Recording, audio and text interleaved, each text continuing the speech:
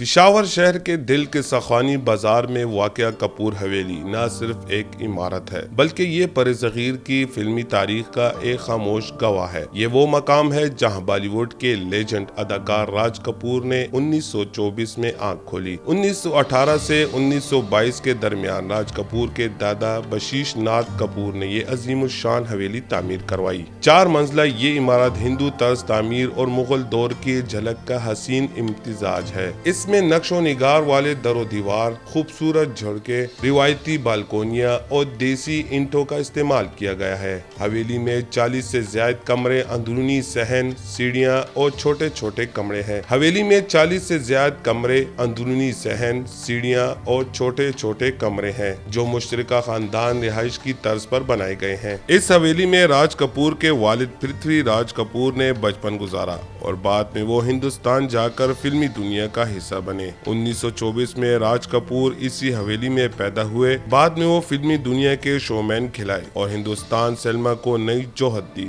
ششی کپور، رشی کپور، کرشمہ، کرینہ اور امبیر کپور اسی خاندان کی اگلی نسل ہیں جن کے تعلقات اسی حویلی سے جڑے ہیں۔ 1947 قیام پاکستان کے بعد کپور خاندان یہ حویلی چھوڑ کر ہندوستان منتقل ہو گیا۔ کئی دہائیوں تک یہ عمارت بغیر کسی دیکھ بھال کے خستہ حال ہوتی گئی۔ یہ عمارت بعد میں نیلام ہوئی اور مقامی کاروبار افراد کے ہاتھوں میں آئی۔ حالیہ برسوں میں حاجی اسرار شاہ نامی شخص کے پاس اس کی ملکیت رہی۔ زلزلہ اور موسمی اثرات کے باعث اس کی کئی منزلیں منہدم ہو چکی ہیں اور عمارت کو بھوت بنگلہ بھی کہا جانے لگا۔ خیبر پختونخوا حکومت نے 2020 میں اعلان کیا کہ وہ کپور حویلی اور دلیپ کمار کی رہائش گاہ کو قومی ورثہ قرار دے کر میوزیم میں تبدیل کریں گے۔ اس منصوبے میں 70 ملین روپے کی لاگت متوقع ہے۔ رشی کپور نے بھی اپنی زندگی میں اسی حویلی کو محفوظ ورثہ بنانے کے لیے پاکستانی حکام سے رابطہ بھی کیا تھا۔ بھارت اور پاکستان کے درمیان کشیدگی کے باوجود کپور حویلی ایک ایسا مقام ہے